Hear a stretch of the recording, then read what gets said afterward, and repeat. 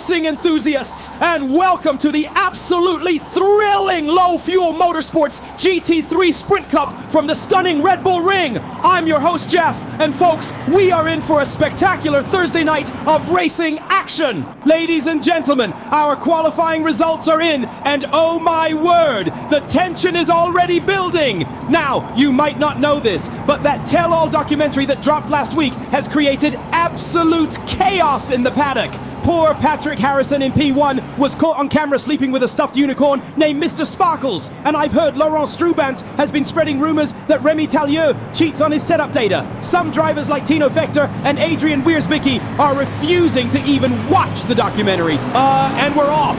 The lights go out, and 27 GT3 beasts roar into action. Harrison gets a clean start, but look at Strubans pressing him immediately. The documentary drama seems to be spilling onto the track already, as Tallieu is defending aggressively against Fekter. Michael Clay from SSR team making an early move up the inside. Incredible move. Clay barges past Tallieu like a man possessed. Oh, and now Fekter's done it too. Poor Tallieu dropping like a stone as Fekter muscles past. Disaster strikes. Harrison and Fekter both stopped on track. Mr. Sparkles won't save Patrick from this catastrophe. Wait, Fekter's moving again. What incredible resilience from the man who reportedly refused to watch that documentary. Maybe that's his secret. Focus on racing, not drama. He's limping along with visible damage to his front splitter, but the determination on his face must be extraordinary. That's the kind of grit we love to see in motorsport, folks. Wieniecki makes a sensational move on Bourne for P14. These two have a history from the regional championships, where Bourne allegedly told everyone about Wieniecki's embarrassing karaoke incident. The documentary crew caught it all. Bourne looks furious, losing that position to his rival. Let me break down what we're seeing at this Red Bull Ring, folks. The Austrian circuit is punishing these drivers today. That uphill right-hander at turn 3 is where Strubans is gaining nearly 3/10 on every lap.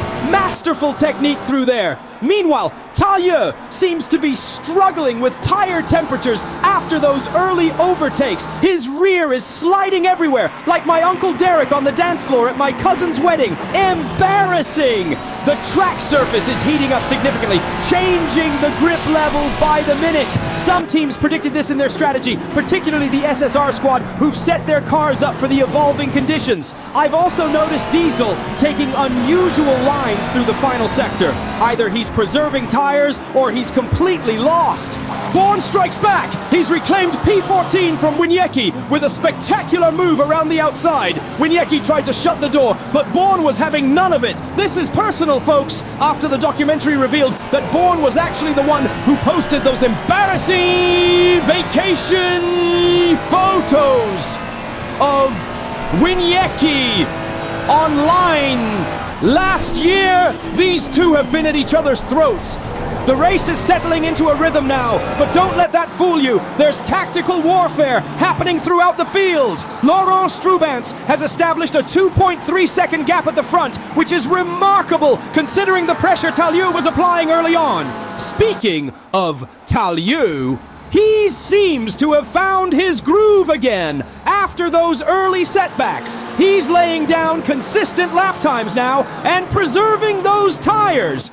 Michael Clay from SSR is the fastest man on track right now, setting a blistering pace in Sector 2 that nobody can match. It's like he's on rails. The documentary revealed Clay actually has a background in computational fluid dynamics, which explains his extraordinary understanding of the aerodynamics at play here.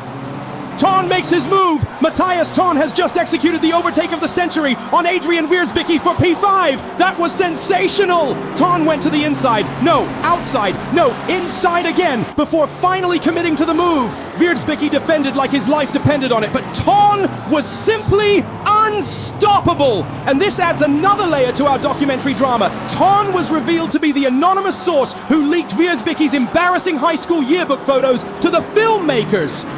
You can see the hatred in Wiersbicki's driving as he tried desperately to keep Ton behind.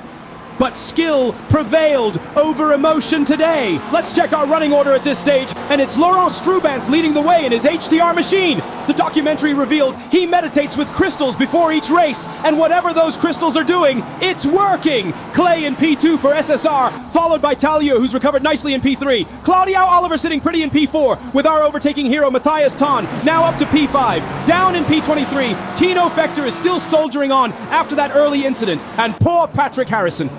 Mr. Sparkles won't be happy tonight. He's dead last in P27. The documentary curse seems to be real for our pole sitter. Welcome back to the Red Bull Ring, race fans! Laurent Strubans in the HTR machine continues to lead this incredible race, but Remy Tallieu has clawed his way back to P2. Michael Clay from SSR holding strong in third. Now, during the break, I was informed that Strubans and Tallieu had a heated exchange during the pre-race drivers meeting about those setup data allegations from the documentary. Tallieu reportedly shouted, "You've been telling everyone I steal setup data since 2021! To which Strubans replied, "One, if the shoe fits, wear it." Other drivers had to physically separate them, and now they're battling for the lead. This is the kind of personal drama that makes motorsports so captivating. You can see the aggression in Tallieu's driving. He's not just racing for position, he's racing for his reputation. Tallieu's done it! Incredible move up the inside. But Strubans strikes right back. What an immediate response! The grudge match continues with incredible intensity.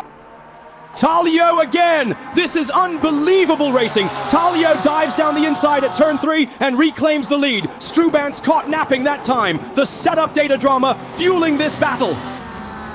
Strubans won't be denied. He's back in front again. These two are absolutely hammer and tongs for the lead. Strubans used the slipstream perfectly down the straight and just powered past. The documentary revelations are creating racing magic. What we're witnessing here is a masterclass in GT3 racing. Strubans and Tallieu are pushing each other to the absolute limit. Their lap times are nearly half a second faster than anyone else on track. The tension from that documentary has transformed into pure racing brilliance. Meanwhile, Michael Clay in P3 is benefiting from this battle, closing the gap while the leaders fight. Claudio Oliver in P4 is managing his tires beautifully, potentially setting up for a late race charge when others begin to struggle. The strategic elements are now coming into play as we approach the halfway point. Welcome back to the Red Bull Ring, race fans! The drama continues to unfold in this spectacular GT3 Sprint Cup event. During the break, I overheard Tallieu's race engineer telling him that Strubans' tires are starting to grain on the right rear. Crucial information!